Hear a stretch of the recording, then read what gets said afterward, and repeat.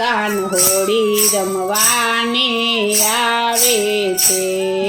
સાથે ગોવાળની ટોળી લાવે છે કાન હોળી રમવાને આવે છે ગોકુળ ગામને ઘરે ઘરેથી ગોકુળ ગામને ઘરે ઘરેથી રંગે રમવાને બોલાવે છે કાન હોળી રમવાને આવે છે